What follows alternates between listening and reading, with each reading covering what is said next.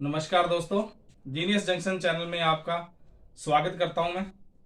कल हमने व्यंजन संधि का पार्ट पूरा किया है। व्यंजन संधि पूरी हो चुकी है अपनी। आज हम विसर्ग संधि के बारे में पढ़ेंगे। इसमें छोटी छोटी ट्रिक है, आपको मैं बता रहा हूं कि इन ट्रिकों के माध्यम से आप विसर्ग संधि को कैसे हल करोगे। बहुत ही सिंपल तरीका बता रहा हूं आपको विसर्ग संधि का। इसमें पहले तो आपने क्या करना है, विसर्ग संधि में छोटी सी बात ध्यान में रखनी है आपने। विसर्ग संधि के अंदर क्या करना है, ये वर्णमाला आप लिख लोगे। ये देखो जो मैंने लिख रखी है, वर्णमाला लिख लोगे ताकि इसमें से अपने को काम आएगा ए घोष व्यंजन और स घोष व्यंजन। इन व्यंजनों को आप लिख लोगे। देखो मैं आपको शॉर्ट ट्रिक के माध्यम से बता रहा हूं कि स घोष व्यंजन कौन से होते हैं और ए घोष व्यंजन कौन से होते हैं। दोनों ये विसर्ग संधि में काम आएंगे अपने। देखो सबसे पहले ये दो फर्स्ट वर्ग हो गया, ये पहला वर्ग, और ये दूसरा वर्ग हो गया, और ये तीसरा, ये चौथा, ये पांचवा, 5 वर्ग है इसमें। तो इन्हीं में से अपने को ए घोष व्यंजन और स घोष व्यंजन का चुनाव करना है। सबसे पहले आपको मैं बता रहा हूं ए घोष व्यंजन। ए घोष व्यंजन जो पहला वर्ग और दूसरा वर्ग है, ये ए घोष व्यंजन कहलाते हैं।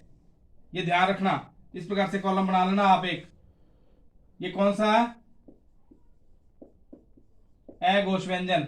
और जो तीसरा, चौथा, पांचवा है, ये वाला, इधर वाला, ये आ गया, ये स घोष व्यंजन आ गया। अगर दो चीजों का आपको पता है तो विसर्ग संधि बिल्कुल आसान हो जाएगी आपके लिए। ये ध्यान रखना, ए घोष व्यंजन का पहला वर्ग और दूसरा वर्ग जो होता है वो पूरा नीचे तक आना आप, ए घोष व्यंजन कहलाता है। और दूसरा, तीसरा, चौथा और पांचवा वर्ग जो होता है वो स घोष व्यंजन कहलाता है। अब देखो आगे नियम पहला क्या कह रहा है विसर्ग संधि के अंदर, नियम समझना। अब इसी के आधार पे होगी विसर्ग संधि अपनी। देखो नियम पहला क्या कह रहा है, अगर श और स के बाद ए घोष व्यंजन आ जाए, ये दोनों चीज आदि आएंगी आपके पास।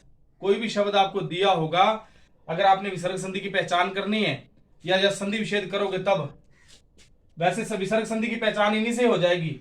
श आधा और ये भी श आधा के बाद ए घोष व्यंजन आए तो विसर्ग संधि होगी। ए घोष व्यंजन कौन सा है, इनमें से ये देखो 2 लाइनें आपको बता रखी है, पहला वर्ग और दूसरा वर्ग, इन्हीं में से कोई आए तो आपने विसर्ग संधि करनी है। देखो उदाहरण के लिए निश्चय लिखा हुआ है यहाँ पे, निश्चय, ये श आया हुआ आधा, ये दे रखा है, देखो यहाँ पे ये श आधा आया हुआ है। मैंने बता दिया श आधे के बाद अगर कोई भी ए घोष व्यंजन आ जाए, देखो श के बाद च आए हुए, च क्या है, ये रहा यहाँ पे पड़ा हुआ, ये ए घोष व्यंजन है, इसलिए यहाँ विसर्ग संधि होगी। इसका जब आप संधि विच्छेद करोगे तब कैसे करोगे, नी इस श की जगह विसर्ग संधि का, विसर्ग का निशान लगा देना। ये देखो 2 बिंदी लगा रखी है मैंने, ये विसर्ग संधि का निशान है, फिर प्लस च का च लिख देना। और कुछ नहीं करना आपने, बिल्कुल सिंपल है।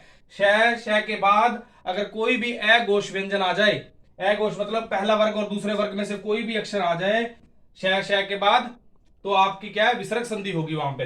दूसरा उदाहरण देखो, आविष्कार।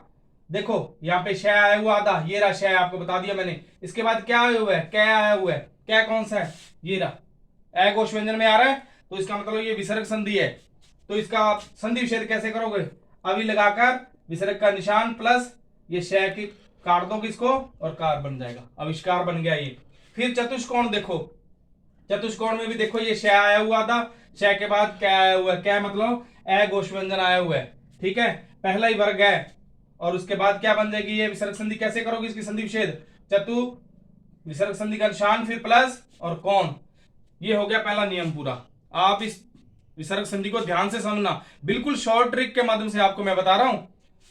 देखो दोबारा से फिर सुन लो, आधा श और आधा श आ जाए और उसके तुरंत बाद ए घोष व्यंजन आ जाए, ये ए घोष व्यंजन दे रखा है आपके पास, ए घोष व्यंजन आ जाए तो वहां विसर्ग संधि होगी। अब दूसरा नियम देखो, इसी विसर्ग संधि का दूसरा नियम। दूसरा नियम क्या कह रहा है, ओ के बाद अगर स घोष व्यंजन आ जाए, ओ की मात्रा लगी होगी, आपको एक शब्द दिया होगा, बीच में से आप पकड़ना उस अक्षर को, और ओ की मात्रा दी होगी, उसके तुरंत बाद कोई ना कोई स घोष व्यंजन जरूर दिया होगा, तो वहां पर विसर्ग संधि होगी। जैसे उदाहरण के लिए देखो तपोभूमि, ये देखो ओ की मात्रा लगी हुई है यहाँ पे, यहीं से ध्यान से देखना आप, ये ओ की मात्रा लगी हुई है, इसके तुरंत बाद क्या दे रखा है, भय दे रखा है। तो भय किस में आता है, देखो कहां है भय, ये रहा, स घोष व्यंजन में आ रहा है। मैंने आपको क्या नियम बताया है, ओ के तुरंत बाद कोई ना कोई स घोष व्यंजन आएगा, वहां पर विसर्ग संधि होगी। जैसे इसका संधि विच्छेद कैसे करोगे, तब फिर विसर्ग का निशान फिर प्लस भूमि, ओ की मात्रा कट जाएगी, ये ओ की मात्रा ही होती है यहाँ पे। उसके बाद मनोज में देखो, ओ की मात्रा दे रखी है, उसके तुरंत बाद सहघोष व्यंजन है या नहीं, ये रहा जय पड़ा, तो उसके सहघोष व्यंजन दे रखा है, इसका मतलब ये विसर्ग संधि है। तो इसका संधि विच्छेद कैसे करोगे, मन संधि विच्छेद का निशान लगा दो संधि विसर्ग का, और प्लस जय, मनोज बन गया ये। उसके बाद अधोगति, अधोगति में क्या है, ओ की मात्रा दे रखी है, देखो ओ का निशान आ रहा है बीच में, फिर घ दे रखा है, ये रहा, इसका मतलब सहघोष व्यंजन दे रखा है उन्होंने। मैंने आपको नियम यही बताया कि ओ के बाद सहघोष व्यंजन दिया होगा, वहां पे विसर्ग संधि ही होगी, अध्याय फिर विसर्ग का निशान प्लस गति, अधोगति बन गया। इस प्रकार से ये विसर्ग संधि के 2 नियम पूरे हो चुके हैं अपने, बिल्कुल शॉर्ट ट्रिक के माध्यम से आपको बताएंगे, बिल्कुल छोटी विसर्ग संधि है, सबसे आसान तरीका है बिल्कुल विसर्ग संधि का। हर कंपटीशन एग्जाम में लगभग इनसे क्वेश्चन पूछा जाता है विसर्ग संधि से। अभी 1-2 नियम और है, आपको अच्छी तरह से बताएंगे उन नियमों के बारे में, और आप के एग्जाम में काम आने वाली चीज है। कोई भी कंपटीशन एग्जाम आप दे लो, उसमें संधि के बारे में जरूर 2 या 4 क्वेश्चन जरूर पूछते हैं। धन्यवाद। अगर आपको हमारी वीडियो अच्छी लगी हो तो लाइक और सब्सक्राइब जरूर करें।